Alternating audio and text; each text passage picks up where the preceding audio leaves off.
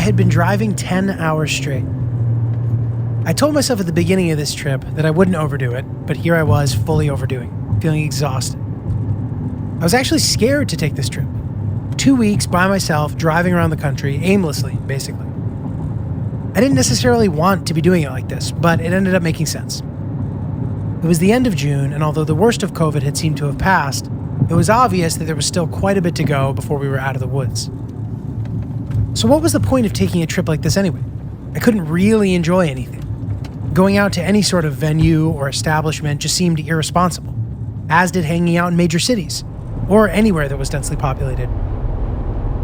And that was why I was so excited about this trip, because it was basically the only trip that was available. A scavenger hunt of places off the beaten path. A COVID-friendly adventure to satisfy my urge to travel during a time where travel just wasn't possible. A trip that I would likely never take if this never happened, and a route that I doubt has ever been taken before. But I hope after listening to this, many people take it after me.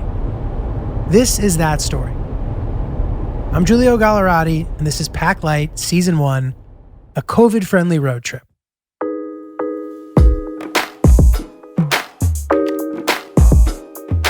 So I know you all have a friend who did some kind of road trip at some point during COVID, but I promise you that I think this one will take the cake. This is a podcast about an 11-day road trip that I took by myself in late June into early July of 2020. I traveled over 5,300 miles through 18 different states. And by the time I was done, I'd visited 48 of the 50 states. A couple weeks later, I decided I would actually complete all 50 by the end of the summer. It's important to note that nothing particularly exceptional happened during this trip. And that's part of the reason why I think this podcast is unique. I intend to walk you through every valuable moment of the trip, which I think will come together to form a pretty remarkably unremarkable, very interesting story. You're probably thinking that that isn't very compelling of a pitch, but hear me out. I have another podcast called Oops, which I host with my good friend Francis Ellis. And I've developed sort of a reputation for being a good storyteller. But I think that if you break down what I'm talking about in those stories, oftentimes you'll see that it's nothing that interesting. I think more than anything else, I just pay attention. The interesting part, of course, is in the details. And I think that every day has something different in it and something worth telling people about. I think part of what makes this road trip story interesting is that A, it's a little unusual. Not very unusual, but definitely a little unusual. It's unusual because I did it fairly early on into COVID, by myself, didn't really hit any major cities. Partly because of COVID, but also because it made the decision to stick to the route easier, because there literally wasn't an alternative. I was avoiding nightlife, you know? The dots I would be connecting on this trip were mostly national park sites, the vast majority being somewhat unknown. The route is one that I created myself, and I doubt you'll ever meet somebody who did the same route before me, not to mention by themselves. And the second reason, this trip was just very me. Anyone who knows me would tell you that this is something I would do through and through. I like seeing new things, I like learning about stuff, and I don't care if anyone wants to come. Obviously, I prefer it, but if they don't want to, I'm still down to do it by myself. Be sure to note that during this podcast, I plan to go off on tangents all the time, either to give context or because it somehow pertains to the story or the trip in some fashion, sometimes loosely. But I think that most of the stuff I choose to talk about will be interesting or funny in some ways, so bear with me. The other thing about a lot of what I would deem interesting stories that I have to tell, I sometimes have trouble being able to express highlights or good anecdotes for a couple of reasons. First of all, people ask, but then if I were to really tell the story, it would just take too long, probably. And it's also hard to decide which part of it to tell. When I got back from this trip in particular, people would ask me, what was the highlight of the trip? And my honest answer would have to actually be all of it.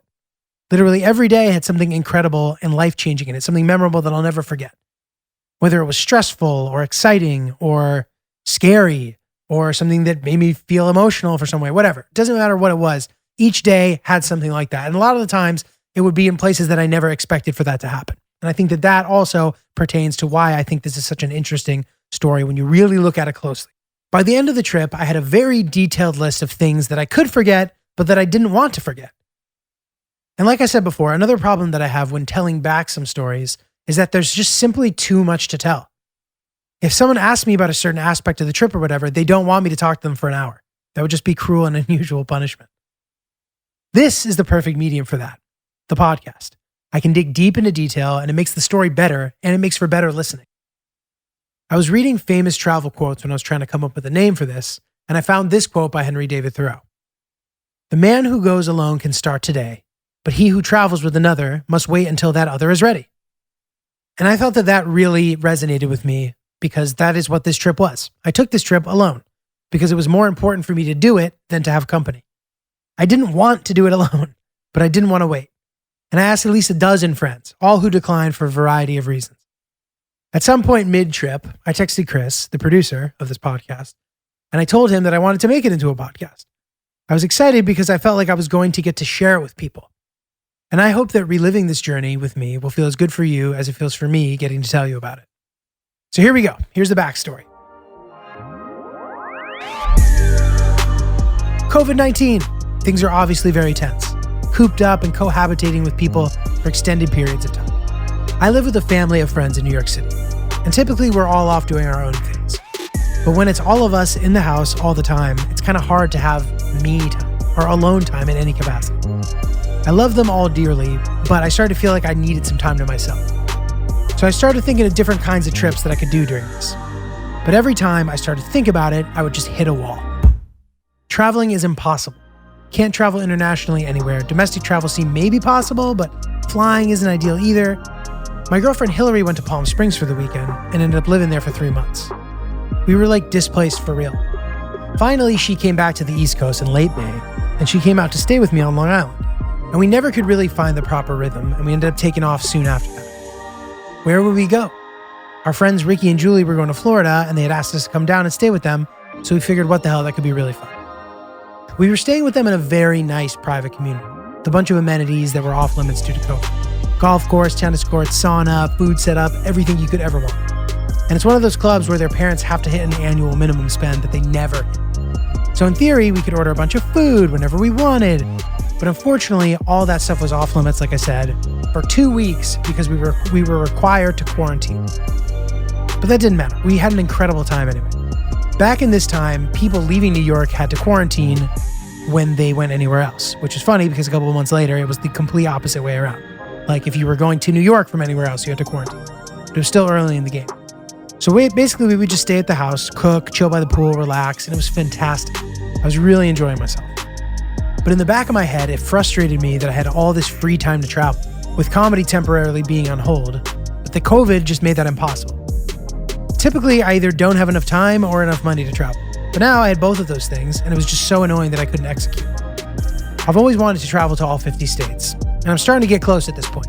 At this point, I'd been to every state besides Alaska, Alabama, Arizona, Mississippi, North Dakota, Oklahoma, Texas, Wisconsin. So I started to think that maybe we could take a long weekend. You know, if Hillary could get a day off and we could drive from Florida through Mississippi, spend the weekend at the National Coastline, which is a National Park Register site, by the way, and I'll explain why that is significant later. But we sort of decided that these plans might all be too ambitious. We would end up spending a lot of money, and we had heard that maybe Mississippi coast wasn't that exciting anyway. So then I started thinking maybe we can do this. We can go stay with her parents in Chicago. And during that weekend, or perhaps during the week while she was working, we could go on a road trip from Chicago through Wisconsin to North Dakota, which are 2 states I'd never been to, obviously, and spend the weekend in Theodore Roosevelt National Park. Now, at the time, I didn't realize that Theodore Roosevelt National Park was in the farthest western part of North Dakota, which happens to be a very wide state. Obviously, and it wasn't making sense anyway. And this was just really pissing me off. Also, we just had it pretty sweet in Florida. There didn't seem to be an opportunity to spark any of this into motion or to make any of this make any sense. So one day we're just hanging out in Florida, and I asked if it would be okay if I borrowed one of their cars to go on a hike in the Everglades National Park. Anyway, I've recently become obsessed with national parks, so I was happy about the coincidence, plus my friends were all busy doing stuff anyway, so it worked out. Now let's pause for a minute, and let me give you a little backstory on the origin of my little national park obsession. Let's rewind to fall 2019.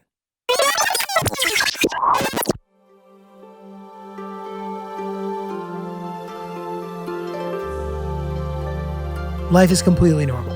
I was doing what I normally do on weekends, hanging with my girlfriend Hillary and heading to an early dinner at one of our favorite spots, Sugarfish. The most accessible and affordable omakase experience. Tender, delicious, fresh fish served course after course in the most satisfying fashion. Tuna sashimi with house ponzu sauce, sea bream with citrus salt, bright orange salmon littered with sesame seeds, and a crispy and delicious toro hand roll. Just a few of my favorite items from the Nozawa menu option that I always choose.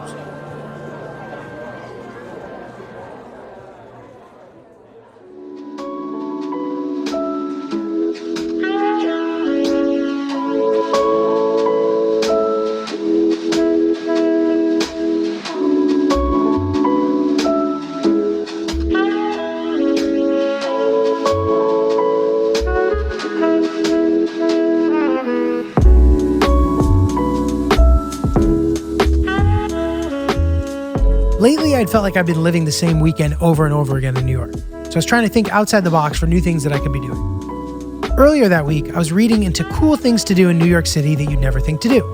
And one of those things was to visit the birthplace of Theodore Roosevelt. Well, Sugarfish doesn't take reservations, and the birthplace happens to be directly across the street. So it was the perfect activity to kill time. Now, it isn't exactly the most impressive of sites to visit. The birthplace is inside a very nice townhouse from the exterior, but when you get inside, the setup isn't anything particularly impressive. It's just a bunch of pictures and facts about Theodore Roosevelt, confined for the most part to one room, set up kind of like a middle school science fair, with kind of like, those boards that have kind of like a triptych set up. There's like the middle and then the two sides that are a little smaller. It kind of folds together, opens and closes. And the upstairs is closed. There might be some kind of tour you can take, but it's unclear. And in the back room, there's an educational video playing. Now, I noticed the people at the front were wearing park ranger outfits, which I found to be quite odd. I started asking some questions, indirectly, of course. I wasn't going to be like, dude, why are you guys dressed like park rangers in New York City? But after asking a few questions, I learned quite a bit of interesting information about the National Park Service, which was started by Theodore Roosevelt at the beginning of the 20th century. I learned that there were 419 official national park units in the country, including obvious ones like Yellowstone, but also things as small as this house that I was standing in. I looked at Hillary, who rolled her eyes because she realized what was going through my brain. She always accuses me of taking on oppressive interests. My previous one, that I'm still working on, is that I would digest every single room in the Metropolitan Museum of Art in New York City, listen to every single audio accompaniment of every exhibit and piece that had it. I'm still working on that one, by the way. I was getting pretty close until COVID got in the way. I'm like 80% done. Anyway, this, she thought, and she wasn't wrong, would serve to become a new interest of mine.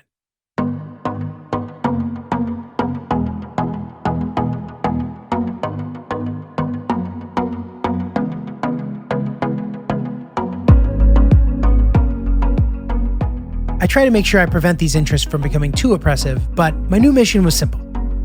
Anytime I was within the proximity of one of these national park sites, I would try to visit. I'd already been to quite a few, including some national monuments in Washington, D.C., the Gateway Arch in St. Louis, Yellowstone, Joshua Tree in California, just to name a few, and to give you an idea of what sort of places are on the list. During lunch, I was looking at the list to see which ones I'd already been to and which ones I could theoretically make day trips to. So from then up until when the pandemic hit, I started going to as many New York City national park sites as I could. Some are things I'd known about for years. For example, the Statue of Liberty. In fact, the day that I went to the Statue of Liberty was the same day that Kobe Bryant was tragically killed in a helicopter crash. I remember hearing dozens of people talking about Kobe Bryant in different languages. It was kind of a gloomy day to begin with, and rumor had it the pandemic was making its way to America in a significant way. Though I assumed obviously that couldn't be possible. In fact, I'm on the record on my podcast, Oops, saying that it was definitely going to just blow over. Nice call, dude.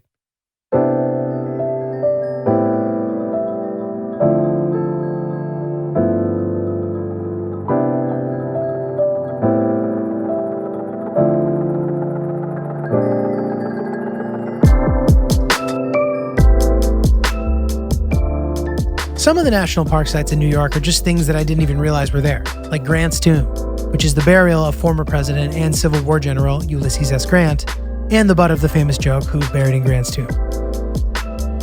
Or even, for example, the African Burial Ground, which is on the southern tip of Manhattan, which people consider the greatest archaeological discovery in the history of Manhattan. They discovered a mass grave where 419 people from African descent were buried, some free but mostly enslaved. Some other notable places I visited were Hamilton Grange, which was the home of Alexander Hamilton, Castle Clinton, Federal Hall, the Stonewall Inn, and Sagamore Hill, which was Teddy Roosevelt's home near Oyster Bay on Long Island. some places required a tour to go inside. I actually happened to arrive at Hamilton Grange right before the tour started, and I decided to join it. The tour was pretty underwhelming. They showed us a video of the house being moved from its original site. How exciting. The video appeared to be on a cassette tape, judging from how poor the quality was. The guide, after the video, surveyed the group. "Wasn't that video just great?" And everyone was like, "Yeah, oh my God, wow, that was incredible." And I was like, "What video did you guys just watch?" Like, that was unbelievably boring. The guide kept asking people if they had any questions, and the only person who responded with a question was a 3-year-old boy who kept repeating the same statement that was not a question. "I have a baby brother." He just kept saying that. It was cute the first time, but by the 5th time, I couldn't decide what was more annoying, the fact that the kid's parents were allowing him to continue wasting all of our time, or that the guide actually continued taking the question. Anyway, fast forward back to Florida. So I set off early in the morning to go on my hike so I could get back by early afternoon. A few days earlier, I had seen a gigantic alligator in a pond while Ricky and I were fishing off the dock. I was hoping to see more of those up close. When I finally got down to the hike, I felt like I had entered a very isolated part of the world. It's very muggy, and the surrounding towns didn't exactly appear to be the nicest places to live. Not that I expected them to be, but still. We all know that Florida doesn't exactly have the best reputation, but the Everglades are a very exciting ecological playground nonetheless. A Google search yielded this description of the park. The Everglades is the largest remaining subtropical wilderness in the United States. It consists of 1.5 million acres of sawgrass marshes, mangrove forests, and hardwood hammocks dominated by wetlands. It is home to endangered, rare, and exotic wildlife. When I approached the entrance, I noticed that there was a gigantic prison directly across the street. I thought, what a crazy place to be locked up. Literally in the middle of the swamp. I just pictured inmates getting attacked by mosquitoes during their allotted outside time. I pictured them trying to work out and do push-ups and just getting swarmed and bitten.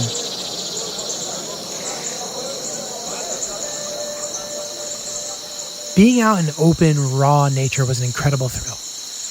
I wasn't sure whether that feeling of excitement was amplified since I'd been cooped up for the past 4 months, or if there was more to it.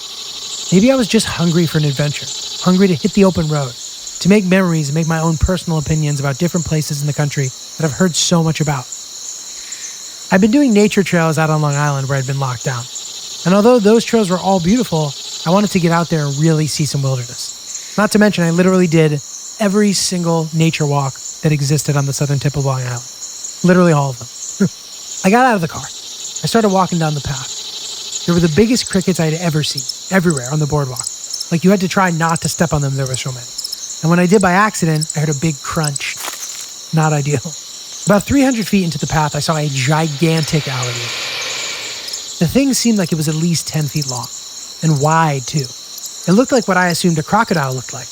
In my brain, alligators were small and narrow, like the fake ones sitting outside of everyone's pools in Florida to scare away the seagulls. I got about 20 feet away from it, and then I decided I probably shouldn't cross its path.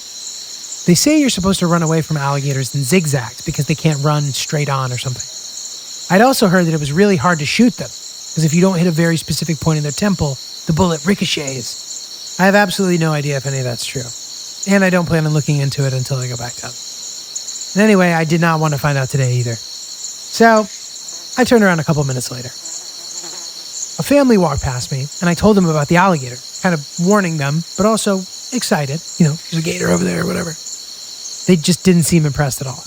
And when I looked back over my shoulder, I noticed that they walked right past it. I apparently had wimped out, but whatever.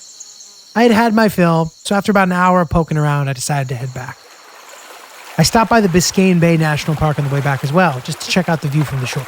Gorgeous, of course. That park, in particular, is accessible mostly by boat, and that option wasn't available because of COVID. Plus, I didn't have time anyway. When I got back to my friend's house in Palm Beach, something was different. The seed had been planted in my brain, and somehow I needed to figure out a way to hit the open road. I didn't care with who or how, but I knew that somehow I had to make it happen.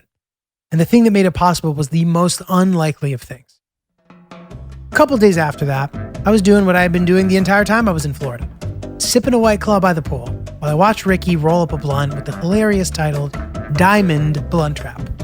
It became a running joke in the house. Before I left for the store, he would say, "Yo, can you grab a couple diamonds on your way back?" I personally never learned how to roll anything in my life, which I'm embarrassed about. But I've always told myself, at least you can drive a stick shift. That's somehow a comparable skill in my mind.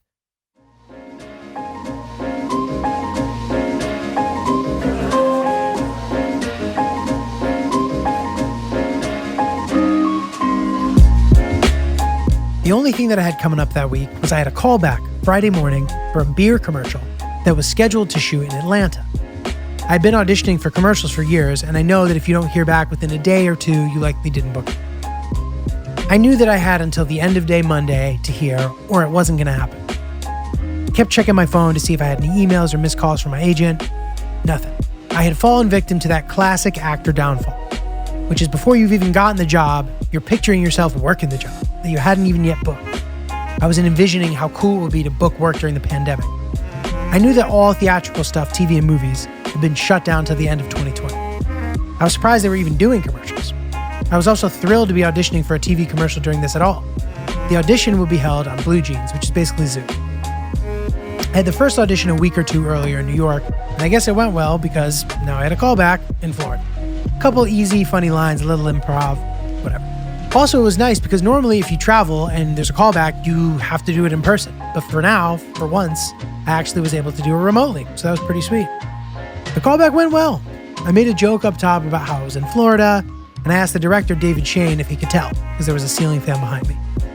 The other girl I read with had this professional background setting that was like all professionally lit and bright, and I remember thinking, this girl's trying way too hard. There's no way she's gonna get it. I also remember thinking, after it had ended, that it's possible that I booked it.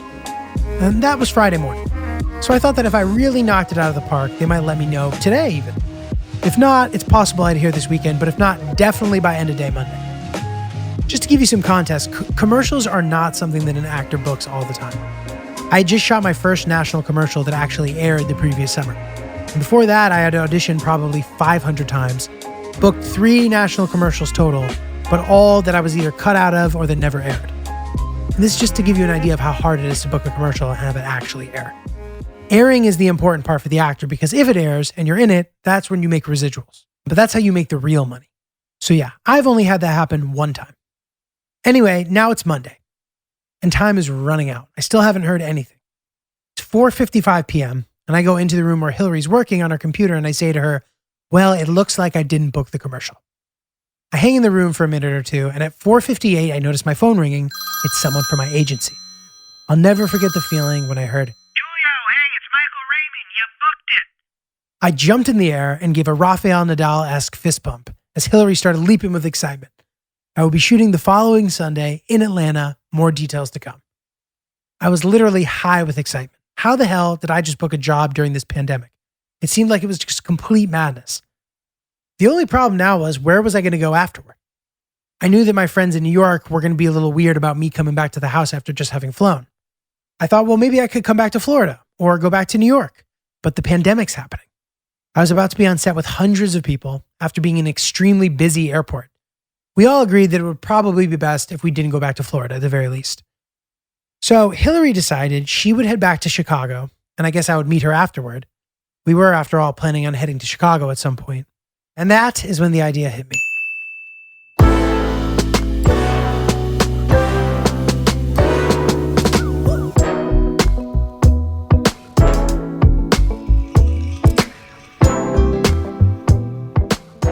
I tried to justify it, of course, so that no one could tell me that I was being extra or that this was crazy or whatever objections that I anticipated. But I figured that if I have to fly through Atlanta by myself, of course it was going to be aggressive to immediately hop on a plane and go anywhere. What if I got COVID and infected people? We had been on very high alert down in Florida as well, since they were having record cases almost every day. So I decided I would do this. I would take the road trip I had been dying to take. I would fly from Atlanta to Alabama. From there, I would plan a trip with national park sites being the checkpoints along the way. And within that route, I would also pass through every state that I hadn't been to, minus Alaska and Arizona for obvious logistical reasons. But I would, over the next few days, write out a comprehensive itinerary where I could see some of these awesome national parks, get off the beaten path, and come up with a route where I avoided COVID hotspots and big cities. The path less traveled type of theme, staying in semi-random places and seeing this beautiful country in what is, in my opinion, the only doable trip during all this madness. I could minimize my personal chances of contracting COVID while still getting out there on the open road. I started planning immediately. Someone in production called me the next day when I was in the car. We were on our way to go pick up to-go margaritas from the club that we could finally use. Our 2-week quarantine had ended and we could start picking up food from the club in the community. We were all excited to be able to start using the facilities, so it was kind of a bummer that Hill and I had to leave. I remember the look of confusion on Ricky's face when the travel coordinator asked me, Where would you be flying to and from? and I said, well, the final destination is anywhere in Alabama. She said, sorry? I was like, yeah, I don't know. Mobile would be great, but also Birmingham works. And I saw the look on Ricky's face in the side of my eye, like, you're insane. I was afraid that he would try to talk me out of it or something if I went into too much detail. So we kind of unspokenly sat in silence, agreeing to disagree about having to say anything. We are very good friends and we have a pretty good understanding of each other. I honestly think better than either of us even know. Booking this trip was not going to be cheap. But since I had already canceled my Greece vacation and was expecting to get quite a bit of money back for canceled flights, hotel stays, and all that, I was also expecting my tax refund. I figured I could potentially swing it. Update on that. Unfortunately, after filing a claim and getting a refund, Amex later deemed that we were not eligible for a refund and rebilled my card. Like 3 months later. It sucks. Whatever. Anyway, the commercial shoot ended up getting extended and I was told that I'd have to shoot an additional day. But we got out early on that second shoot day. So I had time to do stuff. And I figured that what better place to start my road trip than in Atlanta?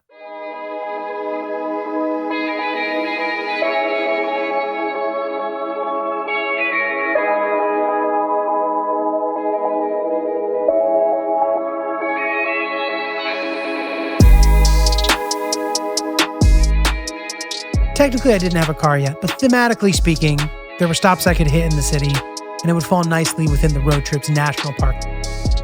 There's some cool ones in the Atlanta area. First, I would check out the Chattahoochee National Recreation Area. The Google description. Chattahoochee River National Recreation Area preserves a series of sites between Atlanta and Lake Sidney Lanier, along the Chattahoochee River, Georgia, United States. The 48-mile stretch of river affords public recreation opportunities and access to historic sites. Some of these national recreation areas span over many miles or many different areas, so I decided to go to the closest noteworthy pin I could find, and that was the Paces Mill Palisades unit. I had to get an Uber to get there, and as I stood outside waiting for my Uber, a homeless guy approached me. I'm of course used to this in New York, but being in a new city and in the midst of COVID, I was less thrilled about this interaction than I normally would. He started shouting, Hey man! Hey man! And then he started spelling out a phrase. R-E-P-E-N-T. God is good. He then approached me for some sort of validation, but didn't ask for money. It was really weird. I reached out my elbow for a COVID-friendly elbow pound. Seems like a fair compromise. We elbow pounded and he walked out of my life forever. Thought about how bizarre that was for a couple seconds and then the Uber got there. On the way down, I noticed the first of a few funny road signs I would see on this trip. This particular one said, "Wash your hands like your mother is watching." Seemed like a perfect touch of Southern charm to promote awareness of the current pandemic.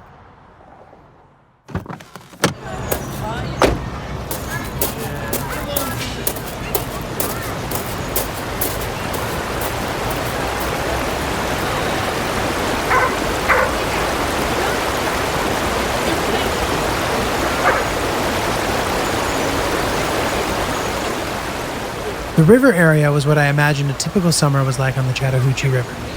People rafting down the river, fishing from the middle of the river. It was shallow enough to do that, apparently. I'm not really used to seeing this kind of thing. Baked in, there were also gorgeous nature walks, which were paved and shrouded in much-needed shade. After I poked around for an hour or so, I called an Uber to take me to my next destination.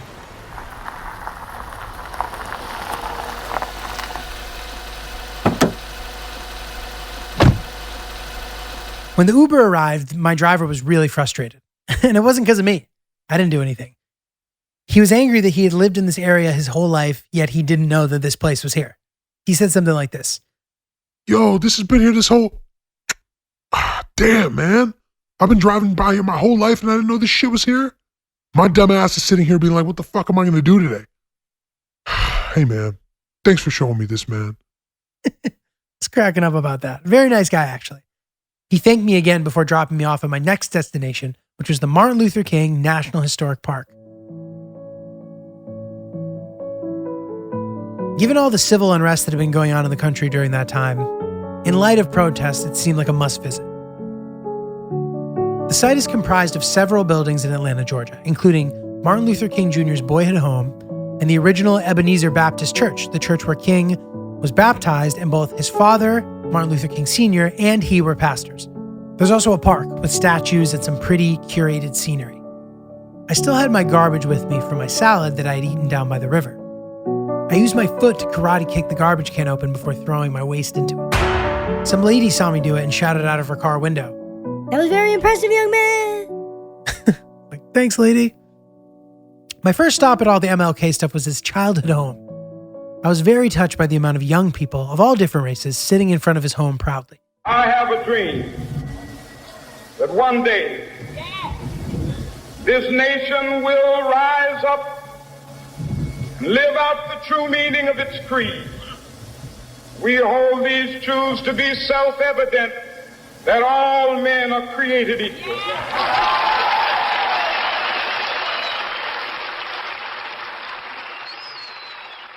MLK is a role model who, in my opinion, transcends race.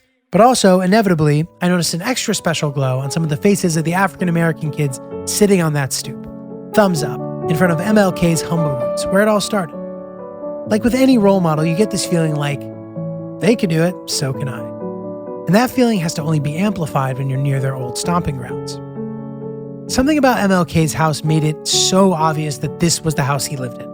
It had such unique colors and was nuzzled right in between two very colorful houses. On the left, a blue house with white finishing, and on the right, a peach color house with green finishing around the windows. MLK's house was dark, beige facade with a dark brown roofing and shutters around the windows. It almost had kind of a creepy quality to it, but regardless of the vibe you got from it, it stuck out. I bet you that the average person would be able to guess which one was his out of a lineup. I wanted a picture also, but I felt awkward asking people to hold my phone during COVID, especially since the numbers were rising sharply in Atlanta at the time. I took a couple awkward selfies with my mask around my chin, and I decided that I would likely leave myself out of most pictures for the rest of the trip. My Uber driver to the hotel after we heard about the rising numbers on the radio, he couldn't help himself but to shout out, "What the fuck did you expect?" My next stop was the Ebenezer Baptist Church, where MLK used to preach. They were setting up some kind of big event, which seemed odd. Dozens of different media outlets setting up shop, people going in their Sunday's best, on a Monday afternoon. I would learn later that they were setting up Rayshard Brooks' funeral ceremonies for the following day, but starting that night. And it seemed powerful to be there while this was all unfolding. Rayshard Brooks had been shot by the police a week earlier as he fled a Wendy's parking lot. I didn't figure out what it was until I heard about it on the radio when I was picked up by my next Uber driver. I started to have this weird feeling like my trip was being narrated around me. And this kind of stuff would keep happening throughout the trip. As I wandered around the grounds of the MLK Park, which included a beautiful fountain and an iconic statue of Gandhi, rain started to lightly fall in a very refreshing way. I did have an umbrella, but didn't necessarily feel like I needed it. I wanted to offer it to a lady whose hair appeared to be getting affected by the rain and humidity, but I didn't want to weird her out.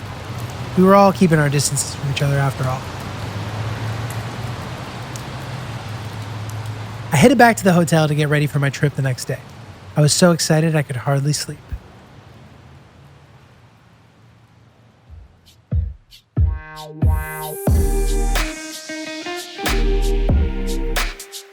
On the next episode of Pack Light, I almost get trapped in what I thought was a no longer active factory in Alabama, narrowly avoid a confrontation with some guy wearing a knife on his belt, and enjoy a decadent lunch by the Gulf National Seashore in Mississippi.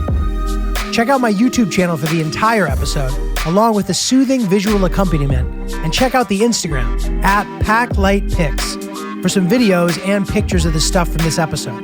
And also for a checklist of all the stops I made if you want to try to do a similar trip yourself. There's a link to my playlist in the episode description as well. Message me on Instagram @NotJulio, NOTJULIO, and let me know your thoughts, your suggestions, basically anything you have to say about the episode or anything in general. I'd really love to hear from you. Thank you, and I'll see you next time.